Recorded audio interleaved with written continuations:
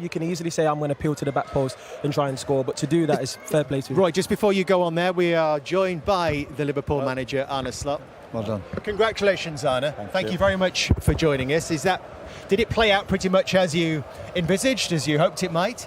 Not the first few minutes. I think United started really aggressive, and we had to fight ourselves through that period. I think they took 2 or 3 corners as well.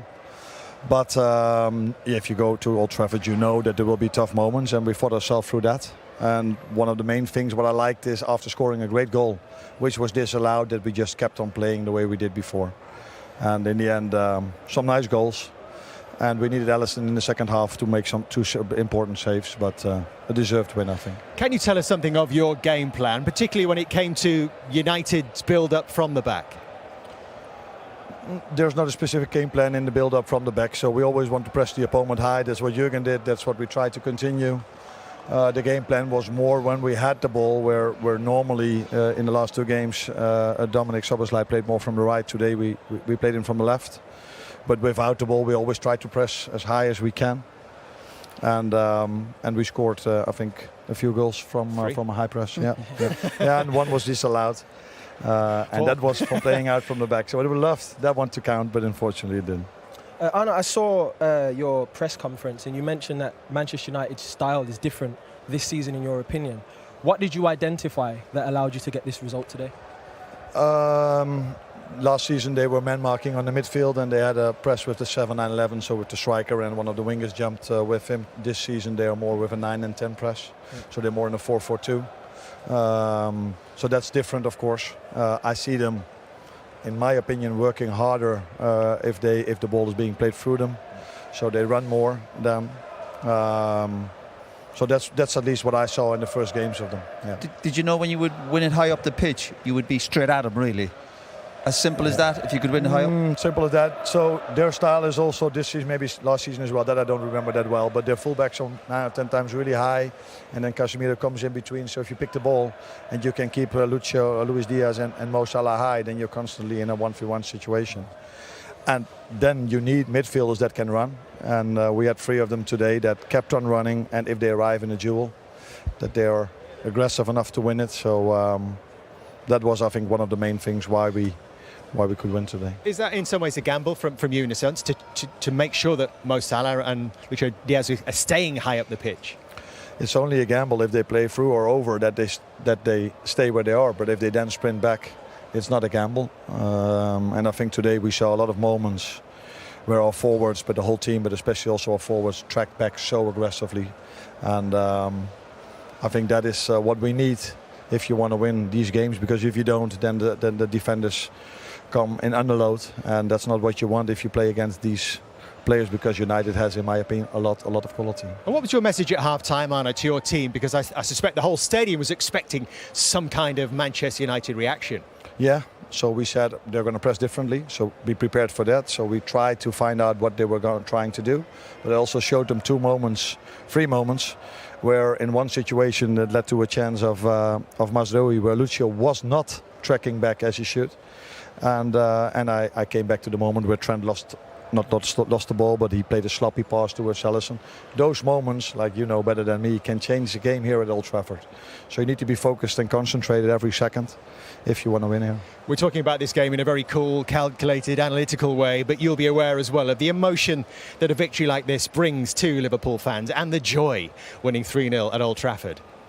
Definitely, but tomorrow I go back to the Netherlands, and if I'm then in my hometown, okay, people will probably talk about it, but not as much as over here. So it's a good win, but if the players come back from the international team, so many games have to be played in a short period of time. So it's a good start. It is a dream start, Arne. Might the fans be getting a little bit excited? And is it okay for them to get carried away?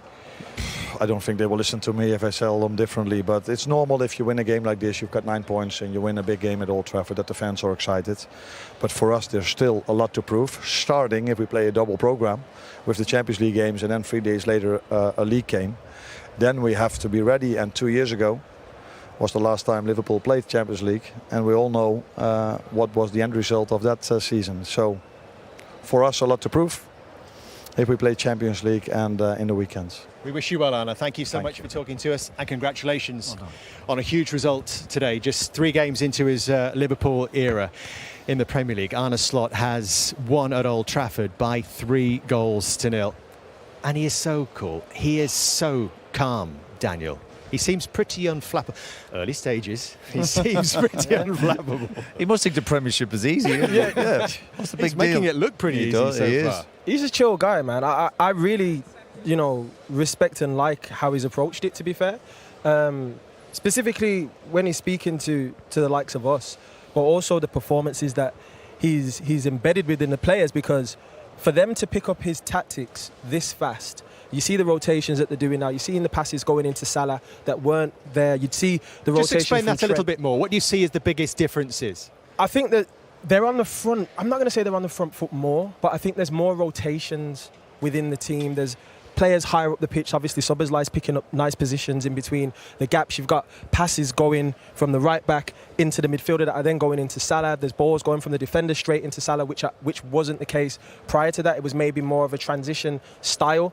This seems like it's a lot more control-based, but I like where it's going. Yeah, and sometimes we discuss that manager, when he comes into a job, will take time. It'll take time to settle in. It'll take time for the players to get his ideas, what way they're going to play. But you're looking today, you're going, he looks like he's been here a long time, and the players they're all up to speed with what he wants. The players coming off the bench, his decision making, and of course when you win, everything seems amazing in his decision making. But it looks like they've all picked up his messages very, very quick, and clearly that's a sign of obviously a very good coach. And if there were doubts within the dressing room, what impact would these results have on those players? Well, you can't beat winning.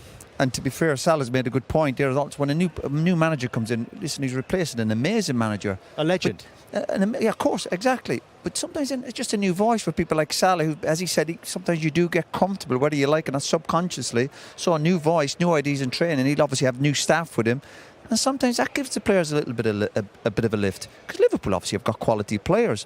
But he's also made the point as well, there's challenges to come up now in terms of midweek games, travelling, Champions League, and that's another challenge considering he only made one signing. Used to be.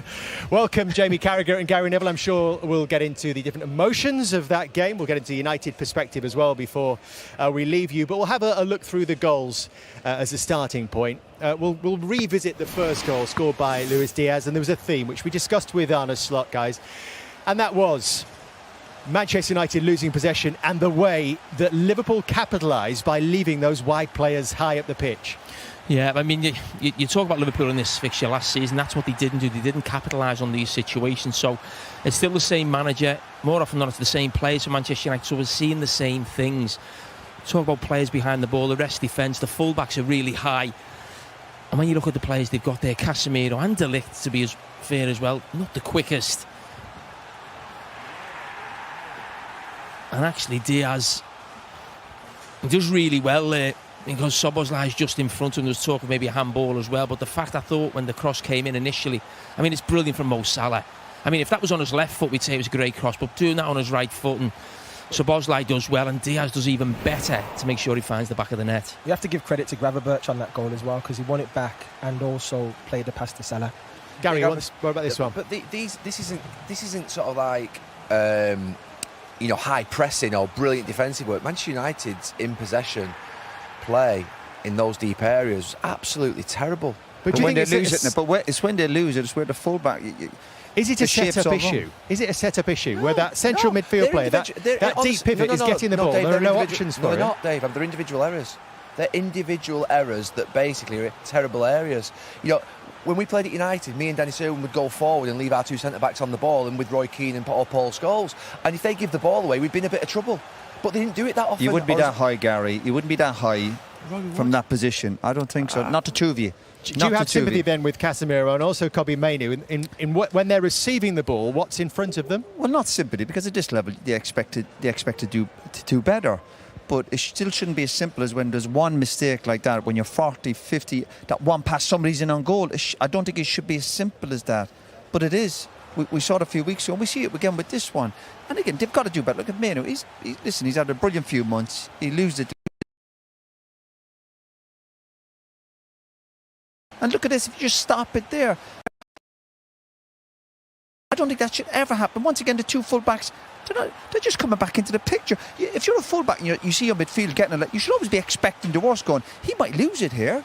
But the two of them are out of the picture. Roy, I'm not sure, honestly, because as the ball used to travel in to you or Scholesy, I'd be flying on the far side. I'd be trusting that the player on the ball... Not when he's got his back to play. If I'm facing up the pitch and I expect you to be running, of course, but he's still not in proper control of that. That's what you'd say to your teammate, unless you see your mate in control of it. So you think it's a set-up problem, Roy? A bit of everything, yeah. I just think if you're full-back, you pass it in. You should, as a defender, we always say, expect the worst. Expect your mate to lose it. But they're running back in. They're on the outside looking in. They should be back inside. And then if you see your mate in a good position, you go, listen, I can run onto it. That's what I think. I mean, it goes on. Listen, there's a lot to get into. We'll get into it. I mean, that is so bad from the goalkeeper. I mean, that was awful to let that goal in. But gave him the eyes. But go back to what you're mentioning, Dave, in terms of what's the plan when they get the ball, if you like. Now, I don't think there really is one. I think it's a bit like individual player. If a midfield player does something good, then he'll find a nice pass. In 3 games under Arne's slot, I can see 2 or 3 things with the midfield players. Like, for instance, today, McAllister, they've got a pattern of play going where when it comes to me, he goes one touch. He's done it 3 times today. That's something that you've worked on. There was the one where I said, I think in commentary, where they play a couple of passes, then they get into Salah's feet. You can see that after 3 games. I don't think there's anything, and we're already into the 3rd year of Ten Hag, that I go, that's what they do in that situation. And that's why I think they have problems. When they're in midfield, you look up and it's a bit like anybody could be in any position making any different run. And remember last year, United, how many home games did United do last year? And we were here a couple of weeks ago, and if Fulham were a little bit better, they would have punished Man United. But the fact is today, so United are making the same mistakes from last year. They've done it so far this season. Even at Brighton, it was a game of, who's going to win it, you could lose it, whatever. And United are playing that way. And again, when they do give it away and they make mistakes, which is going to happen, because teams are going to do the homework, like Liverpool have done, said, look, lads, if we win it high up the pitch and we press them, the manager said, he says, we know there are 2 fullbacks up the pitch. We're going to have an extra body, and when you have that quality to go with it, you will be punished. We'll hear from Erik Ten Hag shortly. Daniel, do you think there's anything different about Liverpool than once they were winning back possession? No. Compared to previous seasons. I mean, Jamie did a big piece of analysis on Monday Night Football about them almost being a bit too helter-skelter when they were charging through on goal. Liverpool? Yeah, last season. Oh, yeah, I think this year there's a calmness there, I would say. I think that they have ways to get into positions now. But I think it's the new messaging, and I think just the players have kind of grasped it. Players are in positions now. Szoboszlai's in the hole. He's able to affect the game higher up the pitch. Like I said, just the way that they're breaking teams down and playing through, they've got ways to play through now. Before it was maybe rotations with Trent coming in midfield, so on and so forth. But for me, when I talk about Man United, I actually think you need defensive midfielders or someone who's very defensive-minded to play a 4-4, in my opinion, or 4. It looked like 4-2-4 at times. So if you're leaving 2 guys in there, they obviously have to have an immense capacity to run and also defensive-minded, which is why obviously they signed Ugarte. It's clear to see. Do you think Ugarte, Gary, would have made the difference today, playing in that position? I don't know. I mean, players can make individual errors like Casemiro did for the first goal, and Ugarte may give a ball away like that at times. Whether that would lead to a goal or not, I don't know. The difference for Liverpool, for me, and why they scored those goals, is that last time what we saw a lot of was maybe Nunez on the ball, Gakpo not at his best, Diaz. The ball fell to Mo Salah. Mo Salah is a different level than any of the players that are playing out on that pitch today. He's a different level, and he's absolutely world class. So for me, the reason sometimes it can look a bit frantic for Liverpool is when it ends up with maybe Diaz, or it ends up with Nunez, or it ends up with Gakpo, and they can look a little bit sort of like unorthodox and a little bit raw. Whereas Salah gets the ball in those 2 areas, and he's just perfect and precise, and that was the difference. Jamie, he did say to us, Mo Salah, I know you weren't here at that time, he did say to us, this is my last season at Liverpool. He said, I haven't heard from the club. Well, there is a positive out today. This is my last appearance at Old Trafford, but it almost sounded a little bit like negotiation. He didn't sound like nothing, Dave. Stop trying to instigate. So he's over there trying to instigate some. He said what he said. Look, you answer it, but look, I personally, I don't know, man. I mean, we've just been speaking on the podcast, and I think Mo Salah is obsessed a little bit like Ronaldo in scoring records, appearance records, longevity in the game. And I think for most of us, you think when you get to 35, you're sort of done in football. I think the way that lad looks after himself, I think he's probably looking at maybe playing till he's 40 or certainly late 30s. I don't think a Saudi situation, if you like, is on the cards next season for Mo Salah. He's too good a player. He's playing in the best league in the world. He's playing for one of the biggest clubs in the world. And I think whether it's this season or another 2 seasons down the line, he's alongside Kenny Dalglish and Steven Gerrard in terms of the top players to ever play for Liverpool, and possibly one of the best wingers, if not the best wide player we've seen in this league. He hasn't got the medals that maybe some other players have got in that role. So do you fight to keep him? Of course you fight to keep him. So do you throw the money at him? Well, it's not about throwing the money at him.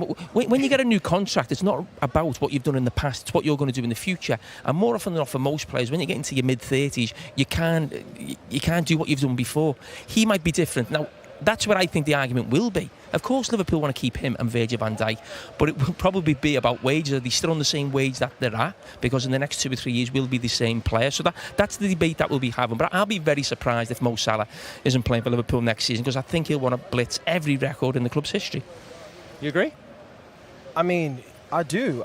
I feel. So why are you having a go at me for? Because I feel he wants to. You were saying he he wants to leave, and I'm saying I don't That's believe not what you. I said. You said that it's his last game at Manchester United. That's what he said. Yeah, but what I'm saying is I don't believe that in his mind he wants to leave the club. I don't believe that. I believe he's saying, look, show me the money, baby. That's what I think he said. That's what I think he said. Yeah, but he will have great options, won't he? He will have the options. he will have, and that would be tempting for him. Well, you say that, Roy, and I agree with you on a free transfer. Who wouldn't want Mo Salah? But I just think in the Premier League now is so strong, and that if you're in the top 4 in the Premier League and you're in the Champions League the following season, you've probably got a decent chance of getting to the quarters, semis. Who else is... We always say Real Madrid or Barcelona. Barcelona are not the force that they've been. They've got huge financial problems. Real Madrid, we know, are a level above anyone. Would they bring in Mo Salah at his age? He's gone abroad before, hasn't he? So his experience going abroad before. And again, sometimes family decisions, lifestyle. Listen, whatever we say, whether we like it or not, the money does come into it. And he'll certainly be getting offered more money than maybe what Liverpool could afford to give him. So all that has to go in the mix. But when he was here, he was quite chirpy and quite happy, as he would be after a good result. And it's just come the end of the season, but he fancies just a new challenge, Jamie. That's all it is. Of course, leaving Liverpool would be difficult for him, no doubt about it. Sharpen everyone's minds, because he's been so brilliant today, because he's started this season on fire. 3 goals, 3 assists. And Daniel was obviously suggesting that he was leaving, but I wasn't suggesting anything. Well, he said he is leaving. I think he wants to stay. He wants a contract offer very time soon. We have got a lot more to do here at Old Trafford this evening. I'm hearing that Erik ten Hag is imminent. So in the meantime, we are going to cross to the States to hear more about the US Open with Emma Payton. Obviously, it's a really disappointing day. How and why do you think you were beaten today? And by such a convincing scoreline as well. We make mistakes, and they were very clinical in finishing, and they did very well. Did you actually feel like you'd made quite a good start to the game, and then it seemed to become really open, and it felt like Liverpool attackers were running at your defenders time and again? No, I don't think so. If I see all the chances we conceded, I don't think that's what happened. I think we make mistakes. All the 3 goals are mistakes from us, individual errors.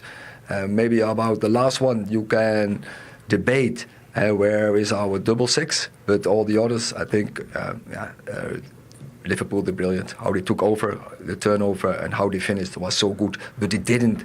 And I saw the XG that wasn't that high. So your opinion of the game would be 3 goals from mistakes, sure, but the general play of the game was quite even. Is that your view of it? No, it's don't argue this. It's clear. They serve in Liverpool, and we have to be humble. We have to take this and then improve our game. It was no surprise that Casemiro came off at half-time. Was it almost a kindness to him to take him off after such a difficult first half, or are you just thinking, no, this is what the team needs? The last one, that is what the team needed. You know, when you are 2-0 down against Liverpool, they are so good in, you have to take more risk, it will be more open, and so that is my assessment. It's logical when you are losing the game against Liverpool, you have to take more risk, and I have to give a compliment to the team. They kept fighting, they kept sticking together, but the ground, what you have to cover is bigger, and then you bring a player as Toby Collier, and he has big, great legs, he can cover the ground. How did Casemiro take the news at half-time? For a player of that status to be taken off at half-time, it's quite a big thing. Did he accept the decision okay? It's you know the game, he knows the game, and and he will go on. We will go on. It's a great player, and we will continue in the season to improve the team, but also improve the players. Do you think he can come again? I mean, it's maybe not a nice question to ask, but physically at 32, is there still more to give, do you think? He improved. He showed so often that he's a great character. And we all have seen great moments from him. Be decisive for us in the midfield, and he will show it again. I'm sure he will bounce back. Is the worry with today, I don't know if you'd agree with this, that it felt a lot like last season? It was obviously a difficult league campaign last season, but similar in terms of you conceded 3 goals and you conceded a lot of chances on your goal. Did it feel like last season? I don't think you are right, but you just say, I saw the XG, which we conceded. We didn't concede so many goals. And no, I don't have the feeling that we are in the same pattern because I didn't see it. I think it was sometimes open, but we took risk. And I think I have seen some cool things, but I don't want to talk about this after a defeat from 3-0 against Liverpool. Well done, Liverpool. All the compliments. We have to be humble and we have to improve our team. I know you just said you don't want to talk about it, but there did feel like a bit of positivity going into today, particularly what you'd done in the transfer window. A couple of performances. I know you lost at Brighton, but does this sort of take away that feeling of positivity? Is that the worry that it sort of sets the tone? No, not for me. I know many games to play and I know where we will be in the end of the season. And many games, many leagues, and we will go for trophies, and that will stand. I was interested to hear you say in the week that you feel like it's, a beginning. I think you said beginning of a life cycle, still a team in transition. It's obviously the start of your 3rd year now. How long will this transition take, Erik, do you think? But in the 2 years, we took 2 presses, and also in the end of the season, we will see where we are. And but still, we have to fresh up the dressing room, and we bring new players in.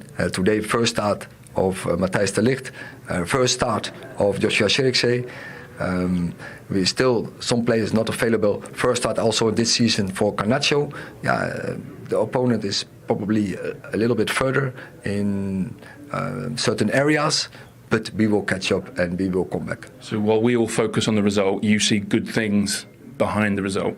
I don't want to talk about what's today about good things. It's clear we lost 3-0. We have to take this, and now we have to stand up, head up, and bounce back. Thank you. You're welcome. Cheers, Erik. He talks about humility. He talks about accepting the fact that they were second best against Liverpool today, and he says, judges at the end of the season, we will win trophies. Still, Gary, you can't escape the fact this is a massive thump on the nose for Manchester United today. Yeah, it was a bad one. I mean, when the stadium's got about 20,000 fans left in at the end in a major game like this, then basically it's as bad as it can be and you're 3-0 down. I think the impact of taking Casemiro off will reverberate around the dressing room because he's one of the leaders, just like the Harry Maguire situation will have done a year and a half ago, when someone in your dressing room that's important to the group and has got a voice obviously gets hooked at half-time like that and he's made 2 mistakes. It has a big impact, but it's been a really challenging time for Manchester United for 10 years, whether you're Antony, an 80 million winger, Di Maria, an 80 million pound winger, Sancho that's just left this week, whether it's Marcus Rashford, who's a young kid that's coming through the ranks, who's struggling in the second half and the fans are onto him. It's really difficult, and managers have struggled, not just Erik ten Hag, every manager that's come to this club has struggled, and there is a feeling today of, are we going to go through the same thing again? But I think it's a time for a bit of calm. It's an international break, which is probably well needed for United. But Erik ten Hag's going to have to get the club into a position sort of challenging for Champions League towards Christmas, or else he's going to be in trouble. He knows that. He's been influenced to change his team, his staff in the summer. He's brought 2 new coaches in. That is not always ideal as well. So there's new messaging coming in, even though he's been here for 2 years. There's new technical directors, CEOs. There's a lot of change at the club. There are a lot of staff that have been here a long time that are leaving as well. So, look, there was going to be some pain along the way of actually, if you like, interfering with the Glazer ownership. We're seeing that pain right here today. It's not going to change quickly. It's a sobering day for United, but one that I think just requires some calm, because we wanted change of ownership and we've got that, and there is some things happening and we have to let it settle in and bed in. So you're calling for time and patience, quite rightly. We're only 3 games into a new season, but I suppose the question is, when could this get difficult for Erik ten Hag in particular? particularly given the fact that they finished 8th last season and lost 14 games last season. That is... Well, the last week's been different. It's not a clean slate in that sense. No, absolutely not. Again, finishing 8 and the amount of games they lost last year, obviously they got out of it with the FA Cup. That kind of lifted everybody. But you look at them fixtures. But for Man United, you wouldn't be taking anything for granted. Southampton away, you know, there was... Fulham here caused them problems. Brighton obviously beat them, and now Brighton are going along nicely. But every game for Man United, I think, will be tough. Particularly, again, when I go back to it, I keep repeating myself. 1 or 2 mistakes, and teams are getting at you that easily, then every game's going to be a challenge. Jamie, do you think that this manager needs time to deliver the change that the club is making, that Gary's talking about? They made some new signings, but debuts today. Or is there a danger that he is an obstacle to progress? I'd say the latter. I don't think anything's really going to change in terms of the football that we play. What we saw there, we saw a lot last season where teams are just running at Manchester United's back four. I've seen this with Liverpool, actually. You go back before Jurgen Klopp came in, and there was talk of Brendan Rodgers losing his job at the end of one season. He wasn't sure what to do, FSG, and they kept him, and they changed his staff. Exactly what Erik ten Hag's done here, and you'd expect something different. The manager's the main man. He dictates what goes on here, and not coaches. His philosophy of play, how he wants to play. And Brendan Rodgers was gone in October. And, I mean, Erik ten Hag said in his interview, we'll see where we are at the end of the season. And yeah, it's early days, it's 3 games. I'd be surprised if he was still in charge at the end of the season, because the football, the way they're talking about play, and Jason Wilcox, I think, made a statement last season about a philosophy of play. There isn't one. We can see it with Slot in the first 3 games. Now, that doesn't mean it's going to be successful. There's different ways of playing, but you can already see something, the way they try and play, the profile of players that they're looking for. With Man United, it just looks a mess of players on the pitch. And if I'm being totally honest, I mean, I mentioned this before, but the ownership didn't want to keep him. He won the cup final, and it put them in a position where they weren't sure what to do. So then they were scurrying around Europe, speaking to agents and other managers, seeing if they could find someone better than Erik ten Hag. They didn't feel like they could, so they stuck with the manager, and they didn't have the nerve to make the change that they felt that they needed to do. We know that. And listen, it's probably delaying the inevitable. Does that make it impossible for him to be successful here, Gary? Look, there's no doubt. I don't agree with the nerve bit at the end. He used the word bottle up there on the gantry, and that's why we were arguing for 20 minutes. But generally, we don't know about that. So, well, he said that the ownership bottled it in not getting rid of him. Jamie said the ownership bottled it. Yeah, at the end of the season up there, they did. Oh my God! How can you say they bottled it? They were really open about the fact that they went and looked for a manager to try and replace Erik ten Hag. They couldn't find one. Bayern Munich had a few months to replace Tuchel and found it difficult and ended up employing someone as a 3rd and 4th choice. Liverpool had 6 months to replace Klopp and employ Arne Slot was 3rd choice. It wasn't easy to get a manager in at the end of last season for Manchester United or any club in Europe. So you are openly admitting that they were looking for another manager. You just said it. Yeah, exactly. They admitted it. Exactly. So they're looking for somebody else, and they can't actually get. So they don't want this manager. If you're happy with your manager, you don't start speaking to other managers. The people you're talking about, Bayern Munich and Liverpool, they knew the managers were going 6 months before the end of the season. And still couldn't find a manager. I know, it doesn't matter. They had to find somebody. If you're happy with your manager, you don't start flying around Europe speaking to agents. Erik ten Hag wins the FA Cup, and I think it shocks everybody. It shocks Ineos, and they then think, well, OK, we'll still go and we'll still go and look around Europe and see if we can find a manager. They couldn't find a manager that they felt would take the club forward at this moment in time better than Erik ten Hag could. So he kept his job. Liverpool couldn't find the manager for 2nd and 3rd time. Neither could Bayern Munich. It was hard to find managers at the end of last season. A lot of clubs in Europe were trying to look for a manager and couldn't find one. Ineos tried to look for one to replace Erik ten Hag. They couldn't do, so they decided, because he won the FA Cup, they would stick with him. What part of that don't you understand? Pardon? Could they have had Arne Slot? They didn't want Arne Slot, probably. They didn't think that Arne Slot was more of a guarantee to take on this club more than what Erik ten Hag was. Who, to be fair, it shouldn't be sniffed, by the way. It shouldn't be demeaned that 2 trophies in 2 years winning the FA Cup is all of a sudden now a really bad time. Finishing 8th in the league is unacceptable, but they've won 2 trophies in 2 seasons. He pointed to that this week. In Manchester United's history, there were many seasons where they went years without winning trophies. So Alex Ferguson, it took him 6-7 years to win a Premier League. It takes time sometimes. Jurgen Klopp, it took 5 years, 6 years. Arteta's on a journey of 5-6 years to try and win a Premier League. If they're winning trophies along the way, they shouldn't be sniffed at. In Jurgen Klopp's 3rd season, they were in the Champions League final, and you could see something building going forward. If you think... It's not good enough. It's what? It's not good enough. So how long do you... Why was it going to...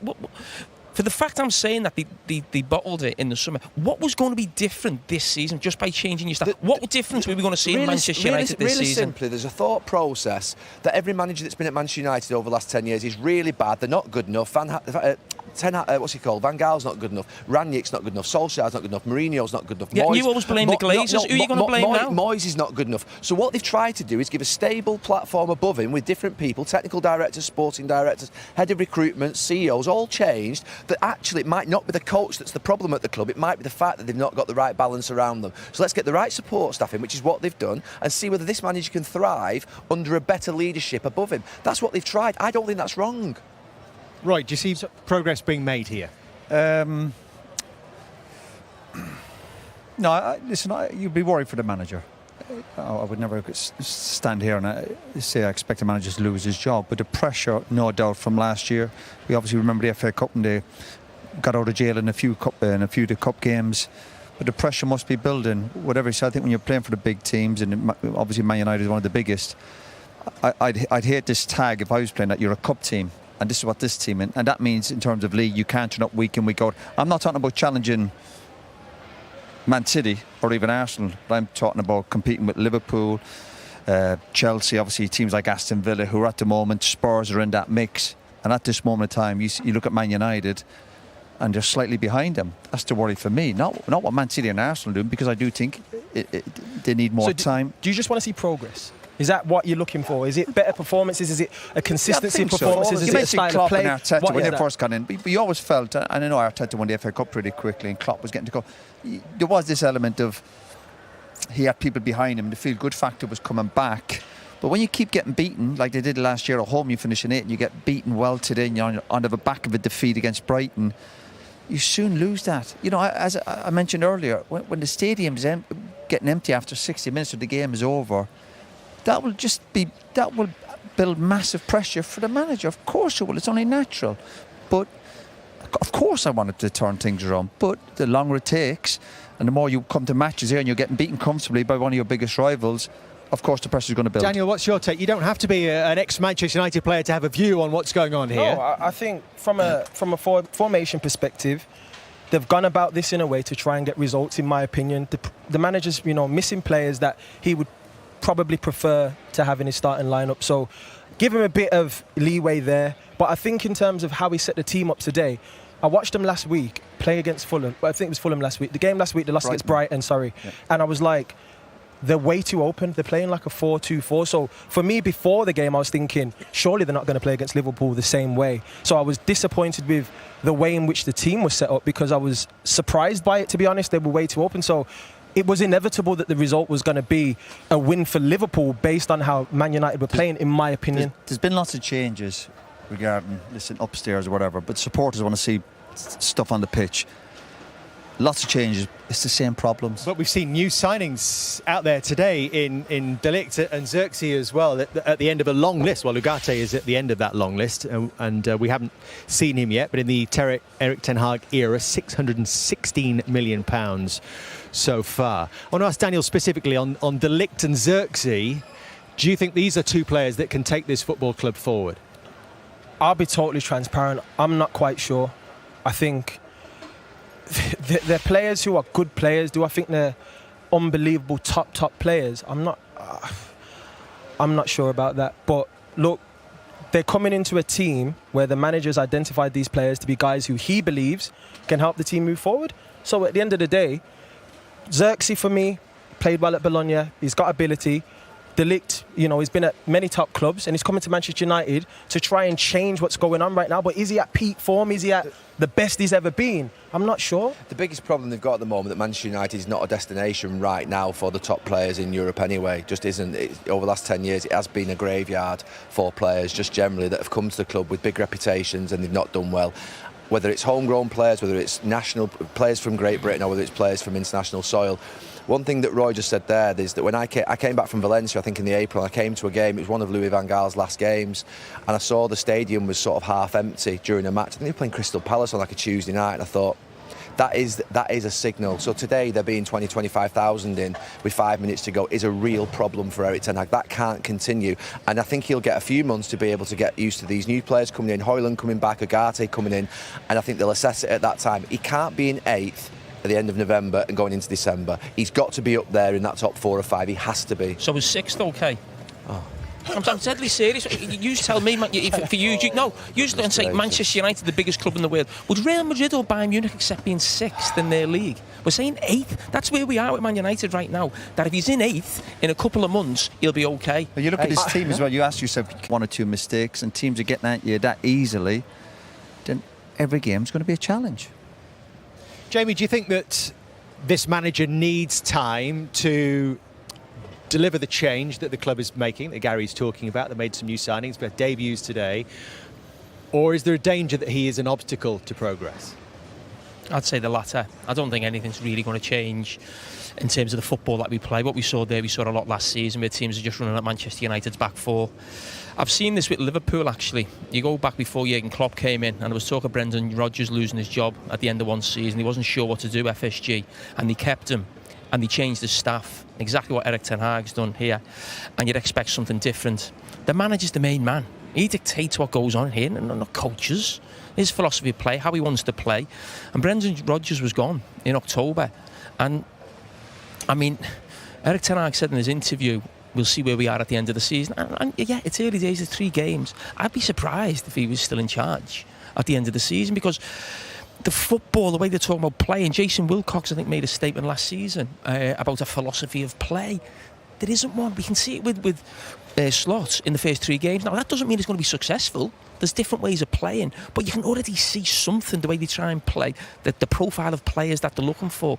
With Man United, it just looks a mess of players on the pitch. And if I'm being totally honest, I mean, I mentioned this before, but the ownership didn't want to keep him. He won the cup final, and it put them in a position where they weren't sure what to do. So then they were scurrying around Europe, speaking to agents and other managers, seeing if they could find someone better than Erik ten Hag. They didn't feel like they could, so they stuck with the manager, and they didn't have the nerve to make the change that they felt that they needed to do. We know that. And listen, it's probably delaying the inevitable. Does that make it impossible for him to be successful here, Gary? Look, there's no doubt. I don't agree with the nerve bit at the end. He used the word bottle up there on the gantry, and that's why we were arguing for 20 minutes. But generally, we don't know about that. So, well, he said that the ownership bottled it in not getting rid of him. Jamie said the ownership bottled it. Yeah, right, at the end of the season up there, they did. Oh my God, how can you say they bottled it? They were really open about the fact that they went and looked for a manager to try and replace Erik ten Hag. They couldn't find one. Bayern Munich had a few months to replace Tuchel and found it difficult and ended up employing someone as a 3rd and 4th choice. Liverpool had 6 months to replace Klopp and employ Arne Slot was 3rd choice. It wasn't easy to get a manager at the end of last season for Manchester United or any club in Europe. So you are openly admitting that they were looking for another manager. You just said it. Yeah, exactly. They admitted it. Exactly. So they're looking for somebody else, and they can't actually get. So they don't want this manager. If you're happy with your manager, you don't start speaking to other managers. The people you're talking about, Bayern Munich and Liverpool, they knew the managers were going 6 months before the end of the season. Still couldn't find a manager. I know, it doesn't matter. They had to find somebody. If you're happy with your manager, you don't start flying around Europe speaking to agents. Erik ten Hag wins the FA Cup, and I think it shocks everybody. It shocks Ineos, and they then think, well, okay, we'll still go and have a find if we can have. We'll still go and look around Europe and see if we can find a manager. They couldn't find a manager that they felt would take the club forward at this moment in time better than Erik ten Hag could. So he kept his job. Liverpool couldn't find the manager first, second and third time. Neither could Bayern Munich. It was hard to find managers at the end of last season. A lot of clubs in Europe were trying to look for a manager and couldn't find one. Ineos tried to look for one to replace Erik ten Hag. They couldn't do, so they decided, because he won the FA Cup, they would stick with him. What part of that don't you understand? Pardon? Could they have had Arne Slot?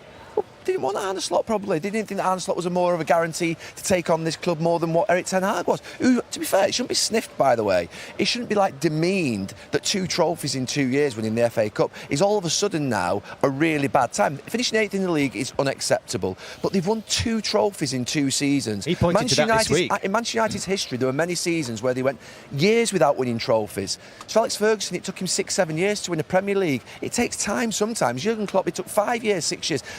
Arteta's on a journey of 5-6 years to try and win a Premier League. If they're winning trophies along the way, they shouldn't be sniffed at. In Jurgen Klopp's 3rd season, they were in the Champions League final, and you could see something building going forward. If you think, it's not good enough. It's what? It's not good enough. So how long do you?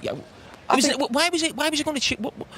For the fact I'm saying that they bottled it in the summer, what was going to be different this season just by changing your staff? What difference were we going to see in Manchester United this really season? Simply, there's a thought process that every manager that's been at Manchester United over the last 10 years is really bad. They're not good enough. What's he called? Van Gaal's not good enough. Rangnick's not good enough. Solskjaer's not good enough. Mourinho's not good enough. Yeah, Moyes, you always blame the Glazers. Who are you going to blame now? Moyes is not good enough. So what they've tried to do is give a stable platform above him with different people, technical directors, sporting directors, head of recruitment, CEOs, all changed. That actually it might not be the coach that's the problem at the club. It might be the fact that they've not got the right balance around them. So let's get the right support staff in, which is what they've done, and see whether this manager can thrive under a better leadership above him. That's what they've tried. I don't think that's wrong. Roy, do you see progress being made here? No, listen, you'd be worried for the manager. I would never stand here and say I expect the manager to lose his job, but the pressure, no doubt, from last year.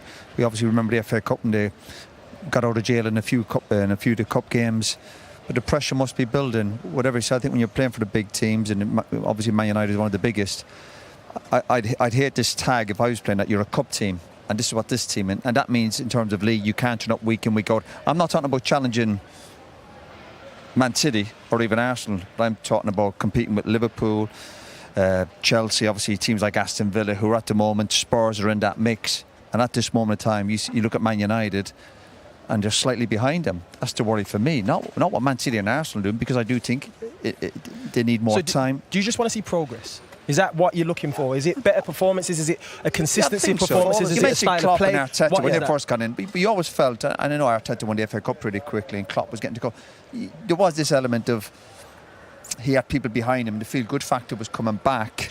But when you keep getting beaten, like they did last year at home, you finish in 8, and you get beaten well today, and you're on the back of a defeat against Brighton, you soon lose that. You know, as I mentioned earlier, when the stadium's getting empty after 60 minutes or the game is over, that will build massive pressure for the manager. Of course it will. It's only natural.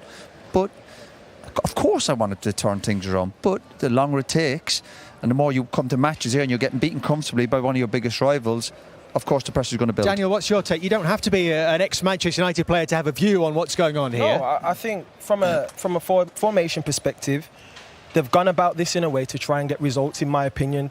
The manager's, missing players that he would probably prefer to have in his starting lineup, so give him a bit of leeway there. But I think in terms of how he set the team up today, I watched them last week play against Fulham. Well, I think it was Fulham last week. The game last week, they lost against Brighton, yeah. And I was like, they're way too open. They're playing like a 4-2-4. So for me, before the game, I was thinking, surely they're not going to play against Liverpool the same way. So I was disappointed with the way in which the team was set up, because I was surprised by it, to be honest. They were way too open. So it was inevitable that the result was going to be a win for Liverpool based on how Man United were playing, in my opinion. There's been lots of changes regarding, upstairs or whatever, but supporters want to see stuff on the pitch. Lots of changes. It's the same problems. But we've seen new signings out there today in De Ligt and Xerxes as well, at the end of a long list. Well, Ugarte is at the end of that long list, and we haven't seen him yet, but in the Erik ten Hag era, £616 million so far. I want to ask Daniel specifically on De Ligt and Xerxes. Do you think these are two players that can take this football club forward? I'll be totally transparent. I'm not quite sure.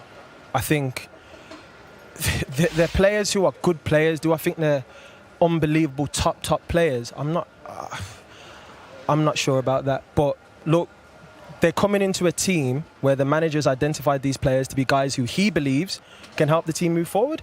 So at the end of the day, Xerxes, for me, played well at Bologna. He's got ability. De Ligt, he's been at many top clubs, and he's coming to Manchester United to try and change what's going on right now. But is he at peak form? Is he at the best he's ever been? I'm not sure. The biggest problem they've got at the moment, that Manchester United is not a destination right now for the top players in Europe anyway. Just isn't. Over the last 10 years, it has been a graveyard for players just generally that have come to the club with big reputations and they've not done well. Whether it's homegrown players, whether it's national players from Great Britain, or whether it's players from international soil. One thing that Roy just said there is that when I came back from Valencia, I think in the April, I came to a game. It was one of Louis van Gaal's last games, and I saw the stadium was sort of half empty during a match. I think they were playing Crystal Palace on like a Tuesday night, and I thought, that is a signal. So today there being 25,000 in with 5 minutes to go is a real problem for Erik ten Hag. That can't continue, and I think he'll get a few months to be able to get used to these new players coming in, Højlund coming back, Hag Arne coming in, and I think they'll assess it at that time. He can't be in 8th at the end of November and going into December. He's got to be up there in that top 4 or 5. He has to be. So is 6th okay? I'm deadly serious. You tell me, man, for you and say Manchester United, the biggest club in the world. Would Real Madrid or Bayern Munich accept being 6th in their league? We're saying 8th. That's where we are with Man United right now. That if he's in 8th in a couple of months, he'll be okay. You look at his team as well. You ask yourself, That's not gone to plan at all. Why has it gone the way that it did? No, obviously they were in the front foot. I think we start really well the game. We got some chances. We have to be more clinical. We had this in the first game. We made the first 2 chances we had against Fulham. Also, we need to be more clinical. They were clinical. They knew how to make sure that they get into the spaces we let free for them, and that's it. For you, it's not about picking out individuals or teammates, but did it feel like the goals were self-inflicted today, their goals? And the goals are always self-inflicted, either way you want or not. Every goal, most of the times, you need to commit a mistake for give them the goal. But it's not about that. It's more than that. So we don't have to be here pointing fingers to everyone and saying that you should have done better, you should have done this, you should have done that. It's not going to help us now. So it's not the point. And when you say it was more than that, it was more than individuals, what would you say it was? No, what I mean is, like, when you concede a goal, you can't just point at one mistake. There's usually more than one. Yeah, it's more than that, and obviously we can say that, yeah, if you lose the ball there in the middle and everything, but what's the point now saying that Casemiro lost the ball, Kobe lost the ball? We're going to lose the ball if we want to take risks. They lost the ball because they wanted to be on the ball. They were brave. They have to do better in that moments. Of course they have, as everyone else has to do better in many moments. But it's part of football. They huge players for us, and so don't make it individual. That. Yeah. And what's your role as captain when a guy's made a mistake or had a bad day? How do you help them? Gus it's more experienced than me, so I don't need to tell him anything. He knows what football is about, and he knows that he's gonna get something now after the game and everything. But he played for the 2 best clubs in the world, so he's used to that. So it's not gonna be never a problem for him to deal with that. And Kobe is an excellent kid that works a lot, works hard, wants to be on the ball. He's really brave. So I want him to be more times on the ball. I want him to try more and do this kind of plays, because it's part of his game and he's strong. So I don't want them to stop and now thinking about the mistake or something. They don't need. They're huge players for us, and they will keep being. There's been some positivity, I think, around the club. First couple of weeks, I know you lost to Brighton, but also what the club had done in the transfer market. Is the problem with today? Did it feel quite a lot like some of the bad days last season? No, we don't have to look at the past and think that every time that something happens, it's for something that we did bad in the past, so it's coming to happen the same again. We just have to make it different. That's it. We lost the game. Congratulations to Liverpool. They were more clinical than us. I think I don't like to talk about stats, but the game was tight. But at the end of the day, is who score more goals that wins the game. So they did it. They win the game. Congratulations to them. They were better than us in that aspect, and we have to carry on and understand what we've been joined by the godfather of Premier League goalkeepers, Peter Schmeichel, who was watching not too far away from us. Good to see you. Good to see you too. I wish I didn't have to do this. You were hoping to be standing here in different circumstances. Yes, how difficult a watch was that for you? That was a really, really hard watch. I mean, Bruno says a lot of things there, where I'm like, that's not the game that I watched. I don't think it was a tight game. I think Liverpool dominated from the very first second. When you're in the stand and watching the game, and not watching, we watch a lot of games on TV, you don't really see everything that goes on. What really struck me today was how divided Manchester United is as a team. So at any given point, there's this massive gap in the middle of the park where you got 4 players always stood up front, and then you got the rest trying to defend. At this level, against teams like Liverpool, that's not good enough. That simply is not good enough. I won't accuse anybody of being lazy, but maybe just not informed enough for what their jobs are on the team. But that was really disappointing. Knowing their role, you mean? Exactly.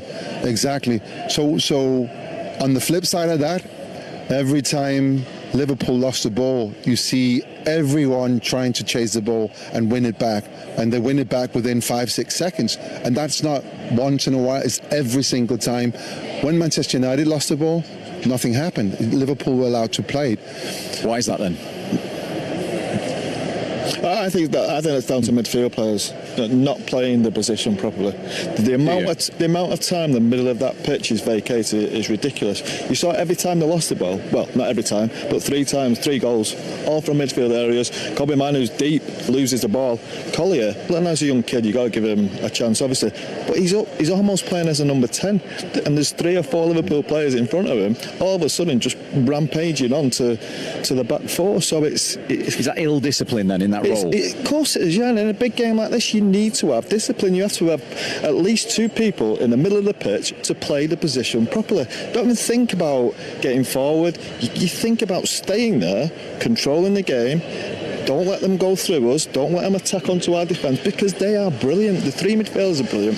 The 3 forwards that they've got are sensational. So you just you can't handle that. You have to play with discipline. Now I think our back 4, back 5 will be okay eventually, but what's in front of it needs sorting out quickly.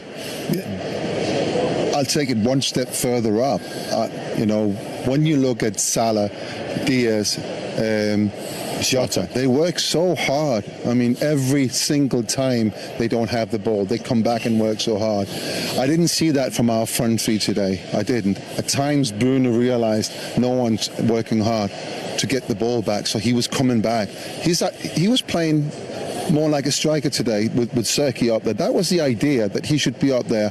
He wasn't supposed to run all the way down and stand in front of the back 4. He always does that though, Peter. He's so ill-disciplined in his game. Anyway, you could come to left back, get the ball, go to right back. Please just play your position. I've said it so many times. But we're used to having white players working back, doubling up with the full-backs, making sure that those spaces are covered. It was far too easy for Liverpool today because Rashford's not running back, Garnacho's not running back too much. And when Garnacho was running back, it was kind of like sort of half-hearted, not really doing the right run. I'm a little bit not shocked, but I'm surprised at how it was today, sitting in the stand and having watched the previous games on TV where you don't see everything. You can point to look at little things that when you don't see on TV, and you realise why things are happening, because what you just spotted there, for instance, Rashford not tracking back or Garnacho not tracking back, and then that space that Liverpool was so good at today at exploiting appears, and fair dues to Liverpool, they played really well today. They took full advantage of what was given to them. But we conceded 3 goals on 3 identical mistakes. Midfield players trying to run the first one was a pass, a really, really bad pass. The next 2 was exactly the same. Midfield players trying to run the ball up. And then when they lost the ball, everybody just stood still. If that happened with Liverpool today, everybody would react and straight away come back and help the team. And that is what I think that Ten Hag really needs to improve his team on. I think that comes down to discipline, though, because once they lose the ball, everybody's out of position. Now, we all know, look, midfield is a big part of the game. You have to link with your forwards, you have to link with your defence. And the midfield is just wrong. It's just so vacant that they do not play the position well enough. So if the midfield's not working, everything else can't work. You can't bring attackers into the game. Both attackers are so wide, and that's why it disappoints me a little bit, not so much Casemiro giving the ball away, but his experience. Bring these for 5 minutes, bring Rashford in next to me. Sometimes you've got three or 4 players against 2 midfield players. Bring them in. Get Garnacho in for 5 minutes. Bring Rashford in for 5 minutes. Just settle the game down. Try and work your way into the game. And then all of a sudden, you might get a bit of control. Then you can bring your forwards into play. Marcus, go on, get back out. Get back out wide. We're in control. Everything's okay in here now. We can bring the forward player into the game. And on the other hand, when you're in the wrong positions, like we say, the deep midfield player losing the ball, all of a sudden you're onto back four because you're the midfield player gone up the pitch when you're not in control of the game, and it just leaves a big space right through the middle of you, and then all of a sudden decent defenders look bad defenders because they're not being protected. Do you? So when I hear Ten Hag talk about his idea, he talks about he's got a plan and there's a structure and there's discipline that you need to have. Do you see that in the team? I just see a team that plays completely without discipline more than anything. Do you see the plan? Do you? At the minute, no. I don't see it. I haven't seen it for a while. And have you seen it at all in a couple of years? I don't understand. No, and I don't understand it. I don't understand. So when it comes to we're 3-0 down. You got a young lad sat there on the bench who has scored a ton of goals for the youth teams. With 3-0 down, why not put him on instead of he takes Zerkey off, he takes the striker off. Why not give him 10 minutes? What if he scored? What would that do for the next 2 months for the team, for him? That would give him another option as a manager. Why not try it out? I mean, in our time, so obviously I was a senior player when you went into the team. We had 5 players, young players at the same time in the team. And sometimes, yes, it didn't work, but only sometimes. But when it works, slightly different group of players in all fairness. You need to try it out. If you have him on the bench. Peter, look at the difference in squads today, though. You think of their first team, wow, brilliant. Then you look at the bench. Yeah, I know. Then you look at the list, or you turn to the right-hand side, you look at our bench, you think, what's he going to do? What can he do? Now, this is his third. He's into his third season, and we've not got them options still. The first 11 probably still isn't good enough. They've got Hoyland, who's probably missing. He's probably the only one that is missing. But you think about going to young kids, as he says, and look, young kids need chances, of course they do, but is today the right place to do it? I don't know, but the squad is just far too light. How can it be like that with the money that's been spent and everything else? I mean, and I listen and I take your points and everything else, but the book ends up having to stop with the manager. It absolutely. If you switch those 2 managers around and say, right, 6 months, come and watch again, Pete. You fly over, get in the same seat. 6 months, having managed each team, I can pretty much guarantee that Manchester United team will be a different team. I think it'll be a different team, but I still think Liverpool would win. Possibly. What if Ten Hag was managing them? Yeah. That is some sort of that's a good debate. Can I just throw another one in? We saw Manuel Ugarte introduced to the crowd. He wanted to come over and meet Paul as well, which he's going to have to be some player, Steve. Well, my question was, what difference is he going to make? Well, I think he will play the position well. He still, I think he's 23 now. He's had a few clubs which slightly concerns you, but he does play the position well. I don't think he'll vacate that area as much as we've seen. A bit more discipline. A bit more discipline. He'll plug the gaps. I hope that's going to be his role. I don't think he's going to be the greatest of playmakers. I don't think you're looking at Tony Cruz, but he's going to have to. He needs discipline in there. He's obviously seen that already. That Casemiro, okay, not great legs. I don't think Maino as an athlete is that great. He relies on more his manipulation of the ball and his quality on the ball. So Ugarte, he's got to be everything. He's going to have to be some player to make this team better. It's a big job he's got in his hands, and I just can't see it. Just on your point there, he's cost over £42 million. Since Erik Ten Hag arrived, they're the second biggest spenders behind Chelsea. £540 million. Yeah. Manchester United have spent since Erik Ten Hag took over. I'm just fed up of players. It's always the next player coming in. Oh, the next player coming in, and how many times is the next player coming in? Oh, the next player coming in, and how many times are we going to stand here and say, oh yeah, another player? Are we going to throw in another 50 million or 100 million? Oh, that'll plug the gap, and now it'll be all right. Listen, viewers that have watched this show for quite a while cannot believe that Erik Ten Hag has been given another season. I just don't get it. I sort of get it for internal reasons. The new people that have come in all of a sudden, they get 2 bites of the cherry. Ten Hag was never their pick, so if things go wrong, they can change, and now this is our team now.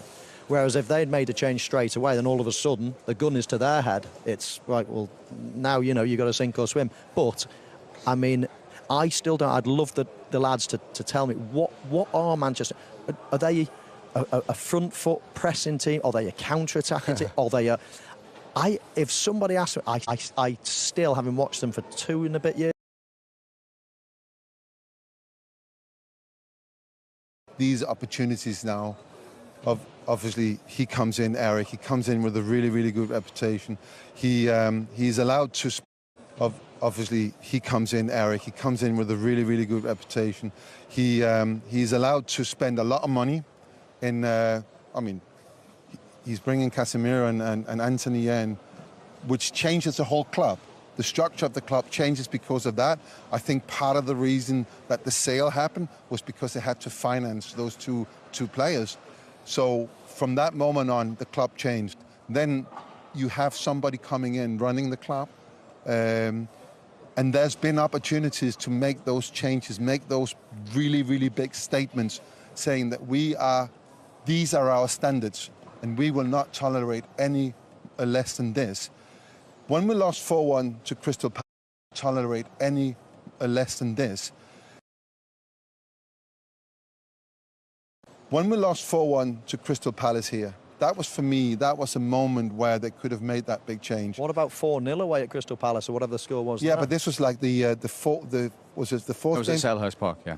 That was towards the end of last season. Towards the Yeah, so there's 4 more games, including the FA Cup final. That was at Selhurst. That was so when that game was lost, that was the opportunity where they could have said, "This, we won't tolerate this. That tolerate this." That would have made everybody who's in here today, everybody who loves Man United, understand that now it's a different Manchester United. The standards they require. And start all over again. That was an opportunity. They haven't taken that. They've supported the manager. They've to get somebody else in and start all over again. That was an opportunity. They haven't taken that. They've supported the manager. They've given him money. Now, we've played 3 games. We've lost 2.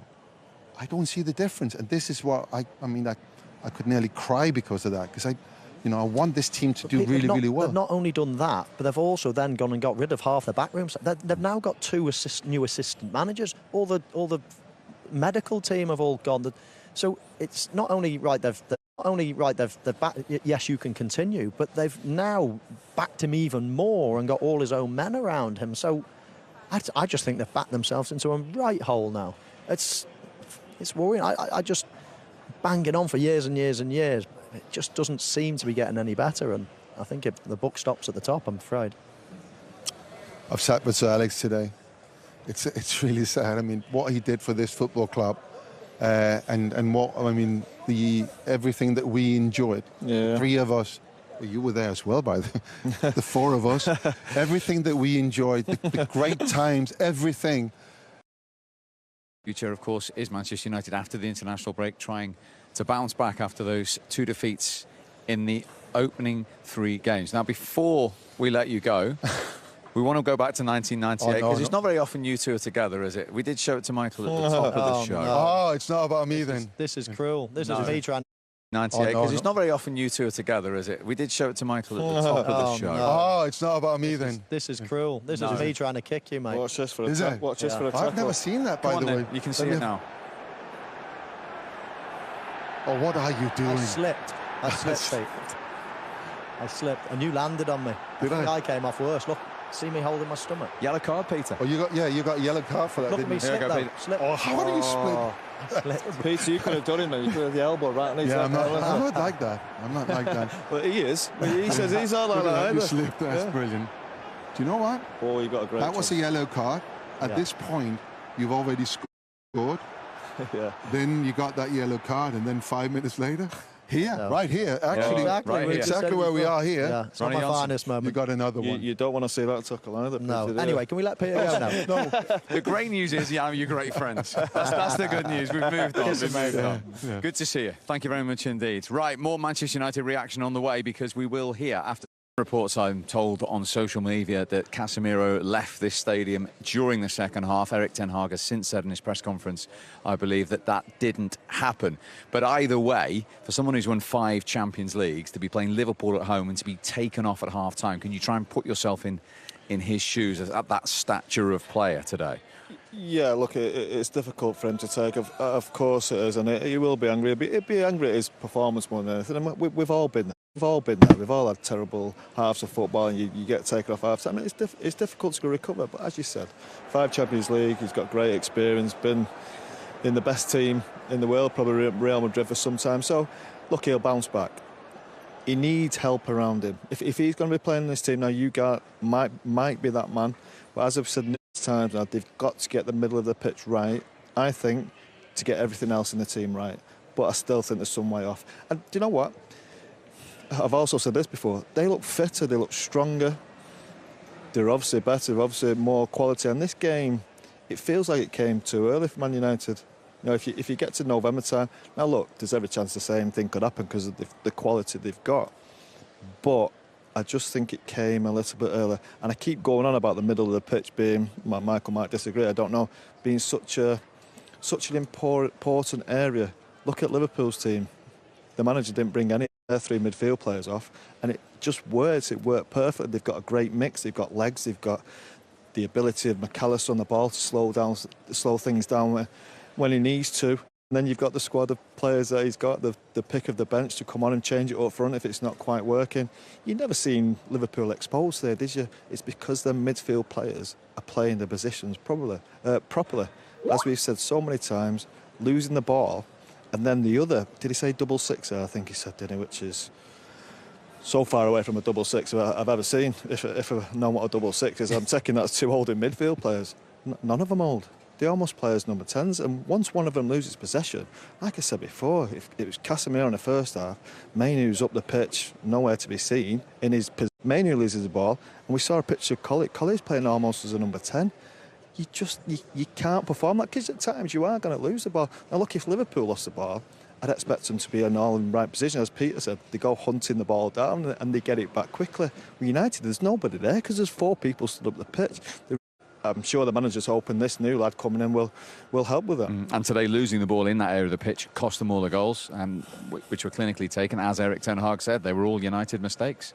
They were, but Scholes, we were talking before, a mistake doesn't have to mean a goal, and that's the problem. If they're all out of position, then they can't even rectify a mistake because there's nobody there to rectify it.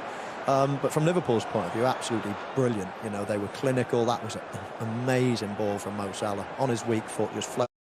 Mistake in the midfield, getting caught on the ball, and this finish, wow. I mean, first time, not an easy finish at all. You're not even facing the goal, and he whipped it into the near corner. I think the goalkeeper gets his angles wrong here because it doesn't really take such an accurate shot from Mo Salah. But again, he gives him the eyes, opens the body up, whips it round his body into the near post, and Liverpool were very clinical. I think, just going back to your point as well on Casemiro, I think the worry for him and the worry for Manchester United, for that matter, is if there was other great players playing, around him and he got dragged off at half-time, you think, OK, but this is a 5-time Champions League winner. This is one of the most decorated players in history, and he's getting dragged off, making his...